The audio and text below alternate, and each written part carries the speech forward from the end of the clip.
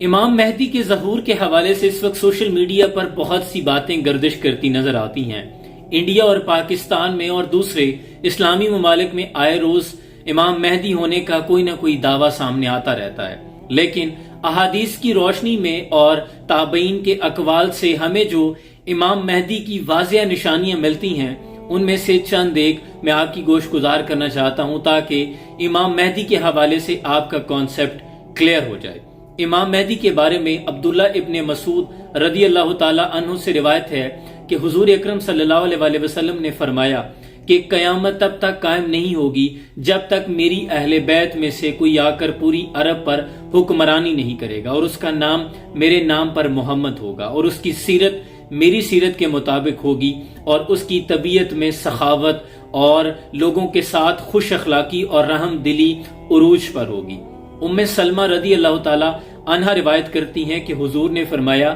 کہ مہدی حق ہے، اس کا ظہور حق ہے، وہ ضرور آئے گا، لیکن آنے کا جو ٹائم پیریڈ ہے اس کے حوالے سے جو احادیث ملتی ہیں کہ زمانے میں فتنہ و فساد اس قدر بھر جائے گا کہ ہر طرف قہر ہوگا، ہر طرف قتل و غارت ہوگی، زمانے پہ صرف اور صرف ظلم و ستم ہوگا، پوری دنیا پر عیسائیت کا قبضہ ہوگا، مسلمانوں کے ہاتھ سے روم، شام، تمام اسلامی ممالک نکل جائیں گے، یہاں تک کہ صرف مدینہ اور مکہ کے اندر اسلام رہ جائے گا، اور پوری دنیا کے جو ولی اللہ ہوں گے، جو ابدال ہوں گے، وہ مکہ اور مدینہ کی طرف ہجرت کر جائیں گے، اور رمضان کا مہینہ ہوگا، تمام ابدال طواف کعبہ میں مشغول ہوں گے، اور یہاں تک کہ امام مہدی بھی ان میں موجود ہوں گے، اور اس وقت امام مہدی کی عمر 40 سال ہوگی، اور تمام جو ولی اللہ ہوں گے وہ امام مہدی کو پہچان لیں گے اور ان کے ہاتھ پر بیعت کرنا چاہیں گے، لیکن وہ انکار کریں گے۔ پھر غیب سے ندا آئے گی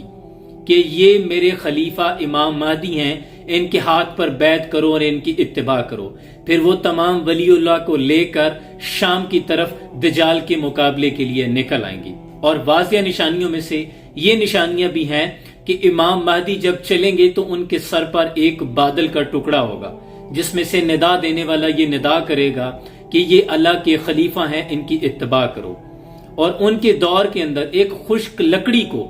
بنجر زمین کے اندر گاڑا جائے گا تو وہ سرسبز و شاداب ہو جائے گی، یعنی فراوانی ہوگی اللہ کی نعمتوں کے لیے۔ ان کے لیے بنی اسرائیل کی طرح دریا جو ہے وہ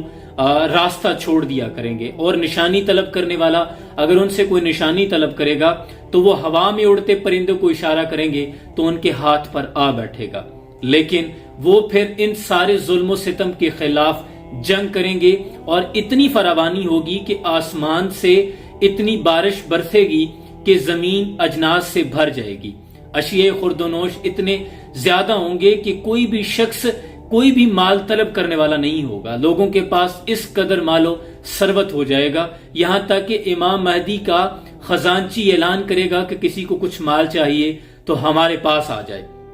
اور جب صرف ایک شخص ہوگا جو لینے جائے گا اور اپنی استطاعت کے مطابق مال لینے کے بعد آ کر خود ہی دل میں پشیمان ہوگا کہ کیا میں اللہ کے دیے پر شاکر نہیں تھا، جہاں باقی ساری دنیا اللہ کے دیے پر شاکر ہو گئی تھی۔ لیکن یہ کب ہوگا؟ جب دنیا میں فتنہ و فساد اس قدر بھر جائے گا، عدل و انصاف ختم ہو جائے گا، اور پھر آ کر امام مہدی کا ظہور ہوگا اور دجال کے ساتھ وہ شام کے مقام پر آ کر جنگ کریں گے۔ یہ کچھ واضح نشانیاں ہیں جو میں احادیث کی روشنی میں آپ کو بتا رہا ہوں۔ ابو سعید خدری رضی اللہ تعالیٰ عنہ سے روایت ہے کہ حضور اکرم صلی اللہ علیہ وسلم نے فرمایا کہ ان قریب میری امت کو ایک فتنے کا سامنا ہوگا جب دنیا فتنہ و فساد سے اس قدر بھر جائے گی کہ امن کے لیے، چھپنے کے لیے، جان بچانے کے لیے کوئی کونا نہیں بچے گا،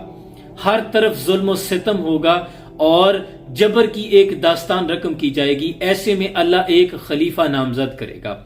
جو آ کر اس دنیا کو فتنہ و فساد سے پاک کر دے گا، سب ظلم و ستم ختم ہو جائیں گے اور عدل و انصاف کا بول بالا ہوگا، خوشحالی ہوگی، اور اسی طرح خوشحالی سے دنیا بھر جائے گی جیسے پہلے ظلم سے بھری ہوئی تھی۔ اب ان نشانیوں کی اور ان جو واضح روشنی ملتی ہیں، دلیل ملتی ہیں، ان کے مطابق اگر کوئی اس کیلیپر پہ پورا اترتا ہے تو تو پھر تو آپ اسے امام مہدی کہیں، لیکن اگر نہیں اترتا تو پھر کسی کو بغیر تحقیق کے میں سمجھتا ہوں کہ امام مہدی مان لینا یہ بھی ایک طرح کا بہت بڑا فتنہ ہوگا، اور ہمیں اپنے ایمان کو پختہ کرنے کی ضرورت ہے۔ بلکہ میں نے یہاں تک پڑھا ہے، ایک احادیث میں آتا ہے کہ ایک روز صحابہ بیٹھے مسیح الدجال کا ذکر کر رہے تھے کہ اتنے میں حضور اکرم صلی اللہ علیہ وآلہ وسلم تشریف لے آئے، اور آ کر حضور نے فرمایا کہ میں تمہیں مسیح الدجال سے زیادہ خوفناک چیز نہ بتاؤں؟ صحابہ عرض کرنے لگے یا رسول اللہ صلی اللہ علیہ وآلہ وسلم حضور بتائیں۔ پھر حضور نے فرمایا کہ نماز کو اس لیے اچھا پڑھنا، بہتر کر کے پڑھنا کہ کوئی مجھے دیکھ رہا ہے، یعنی ریاکاری کرنا یہ مسیح الدجال سے بھی زیادہ امپورٹنٹ ہے۔ تو کیا ہماری زندگیوں میں اعمال کے اندر ہمیں خشوع اور خضوع حاصل ہے؟ کیا ہماری بنیادی ضروریات جو دین کی ہیں وہ پوری ہو رہی ہیں؟ ہمارے پاس تو اپنی زندگی ہے اس کو بہتر کرنے میں اتنا وقت چاہیے کہ مسیح الدجال کا ذکر کرنے کے لیے فرصت نہیں ہونی چاہیے۔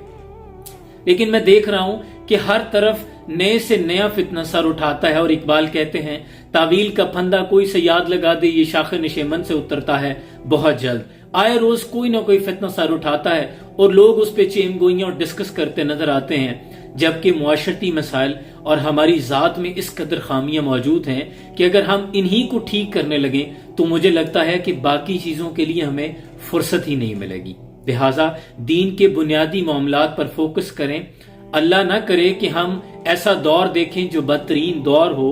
اور امام مہدی کا جب ظہور ہوگا تو اللہ ہمیں اس جماعت کا حصہ بنائے جو حق والی جماعت ہوگی۔ اپنا بہت سا خیال رکھیے گا۔ سلام علیکم۔